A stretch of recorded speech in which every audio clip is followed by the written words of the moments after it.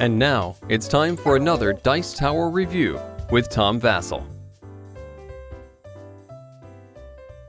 Hey folks, today we're taking a look at Yu-Gi-Oh! Dice Masters game. This is the first expansion or full set for Dice Masters that is not Marvel Dice Masters. Marvel Dice Masters came out, X-Men vs. Avengers, and then Uncanny X-Men, and now we have Yu-Gi-Oh! Dice Masters. Now, the sets are compatible, very compatible actually, although some of the terminology will be different, and I would say they're like 98% compatible. Like some of the cards, most of the cards here will say, if a monster does this, if a monster does that. You can play that in a Marvel, just monster and hero are interchangeable. And there's some other differences.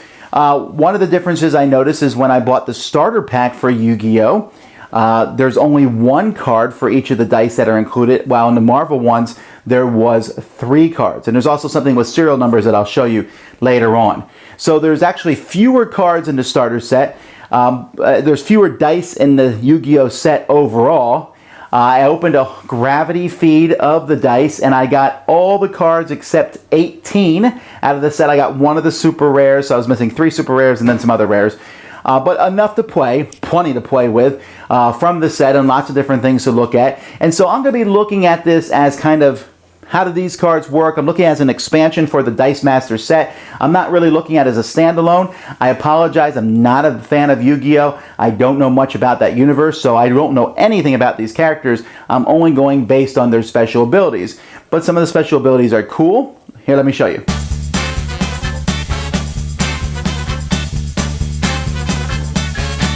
Okay, so first here's like a sampling of the dice. Most of the dice are pretty cool. I mean, there's some of the same combos that you've seen in the Marvel Dice Masters, and so some of them, I like that this yellow and black one is pretty sharp and easy to read. This blue one here looks really good. Most of the dice look good. Of course, they're still using some of these clear dice, which, while they might be cool, they're much harder to read, but there's only a couple of them that are clear. The rest of the dice look good. All right, so let's look at a sampling of the cards. 10 more basic action cards come in the base set. All right, and so I'm just going to show you a few that I really like. Here, you can knock out one of your own monsters to knock out an opponent's monster up to 1 level higher than yours. This is a really cool card, basic action card, simply because you can take out one of your small guys to take out one of the big guys on your opponents. When this one's out, I suspect it will be bought quite often. Or here, this is another one I like quite a lot, Monster Reborn. You pick a monster that you've used, you roll it, and if it's a monster, it comes back in. So you have a 50% chance of bringing a monster summoned for free. Or here, take control of one of your opponent's monsters. That's a level lower than one of your monsters, and then attack with it. Or if you have a 2 out of 3 chance when you roll that spell to take control of a monster that's the same level. I love taking control of enemy monsters, which is really fun. Or here, you can simply knock out a level 1 or possibly a level 1 or 2 monster. Or you can put this on a monster and it has half of its normal attack and defense rounded down. So this is one of several dice that can be attached to other monsters. Now this set is the first set that has a card that costs 1, which is incredibly inexpensive.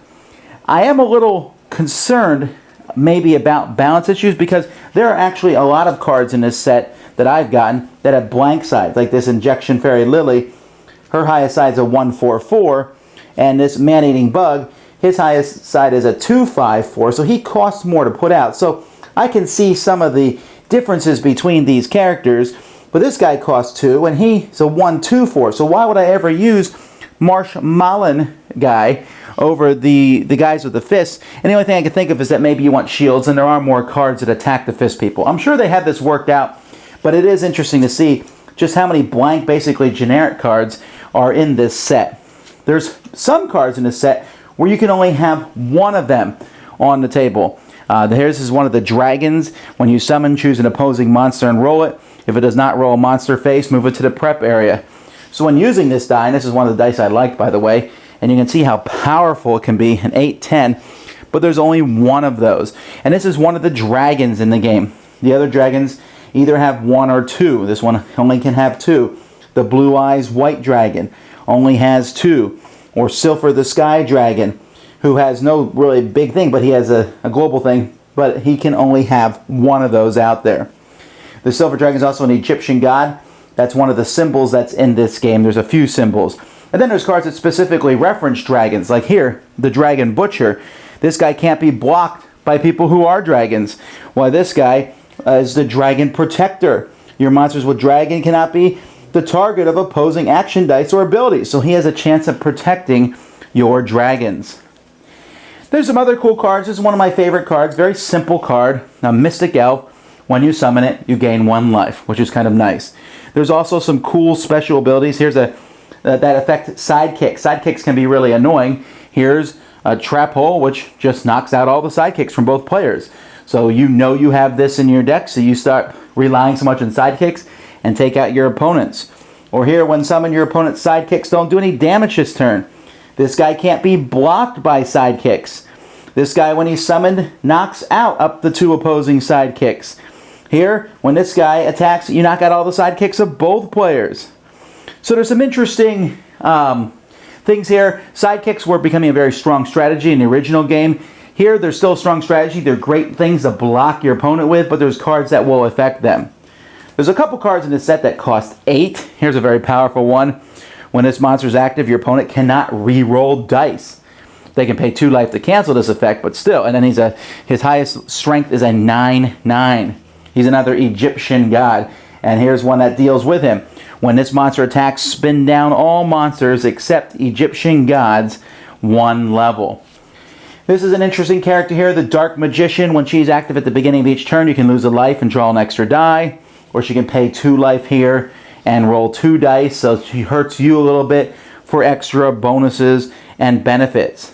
They also brought over the Trample ability from Magic the Gathering with several ones. Here, if this monster is blocked but not knocked out, it does damage equal to its attack to your opponent. So this one's even worse than Trample. If you block him, he's still going to hurt you. So you need to block him to kill. Or here's one that if he's blocked and not knocked out, half the damage is dealt. Here, if this one it deals 1 damage to your opponent for each opposing monster that does not block. When this guy attacks alone, any damage it deals in excess of your defense of its blockers is dealt to your opponent. So there's a lot of... this is a thing I really like. Again, this is another thing where your opponent can't just use a bunch of sidekicks to stop you, because you'll still do damage to them. Then there's other special abilities here. We have, if none of your other monsters block, this monster gets an extra 4 defense. There's one of my favorite monsters. When this monster is active, if your opponent summons a level 3 monster, they take 2 damage, which is neat. And here's some goblins, which are cheap and easy and strong to get out, but really weak defense. I just thought that was interesting that they have a 7 attack, but 1 defense. Another one I like here, if your opponent uses a global ability, you can spin this down to cancel that ability. Or there's artifacts. Now these artifacts are interesting because some of the cards in the game have 3 different variations. This one, there's only 1 variation of the Millennium Rod in the game. You can only use 1 die, so it makes it like more of a special thing that's possible. Or the Millennium Puzzle here. There's also some other cool artifacts or abilities here. Playing a monster, your opponent's action dice and abilities can only target that monster. Playing a monster, all opposing sidekicks must attack while that monster is active. There's also a lot of special abilities that have to do with being knocked out. If the monster is knocked out while blocking, you may pay 1 life to return it to the field. When this monster is knocked out in combat, you knock out someone else of an equal or lower level. When this monster gets knocked out, knock out an opposing sidekick. When this monster gets knocked out, you can return a monster from your use pile to your prep area. Or here, this one, you can pull 2 dice from your bag. If they're both monsters, put them in your prep area. Otherwise, return them to your bag. Other creatures will give you things when they're summoned. When this guy's summoned, if your opponent has more monsters in the field than you do, draw and roll a die. Or here, when he's summoned, name a die and draw a die from your bag. If it matches, add it to your prep area. Or here, when you're summoned until the end of your turn, you may place dice that you buy into your bag. When summoned, move all action dice in the field of reserve pile to the used. So there's lots of different special abilities in this game. Now we should mention that with this game, and when you have different cards, let's use this one here for an example. If I'm using Silver the Sky Dragon, actually Silver the Sky Dragon, you just want the clear dice, that won't show up as well. So here we'll use Time Wizard, Turning Back Time. They have a serial number. This one is 039. So when I'm using that particular character, I need to use one side of each die has a serial number printed on it. 039, this one here is 110. This one here is 028. At least one of the dice that you use has to match that number. Now I checked, and when you open a pack of cards, you're going to get the matching serial number die. But this just means if you trade the cards, you'll need to trade the card and the die to somebody else. Again, this only affects tournament play. Okay, again, I'm looking at this set as kind of an addition to the game, and so I don't know much about these characters, but I do like a lot of the special abilities. Now, I don't like the fact that the starter set only came with one card for each. That's a lot less variety. When you buy Marvel Dice Masters, you have 3 different cards to use for each of the characters. So I have the feeling that this is focused at a different group, a very collectible group, and that's, with the serial numbers and everything, that's kind of concentrated on that. Now, the serial numbers have people in a tizzy. I will agree that they make the dice look a little uglier on that one side. That number that just doesn't look as smooth. But for me, I just don't care. I don't care that those numbers are there. I don't care that the numbers are on the sides. I just want to be able to play the game in a casual setting. I don't play in tournament settings. So using those dice, I just use whatever dice I want, as long as I match the card. So that's not a big deal. And I think for most people, it won't be. Some people don't like the Yu-Gi-Oh! Universe and don't want to add it to their Marvel universe. I think that's fun. I mean, I can't wait to be adding Marvel and Yu-Gi-Oh! and Dungeons and Dragons and DC and whatever else they have down the line. So looking at the special abilities, there's a lot of cards here I like. Now, I do think they had a lot of blank cards. I personally don't like using blank characters as much, although I love the fact that there's a guy who costs 1 now.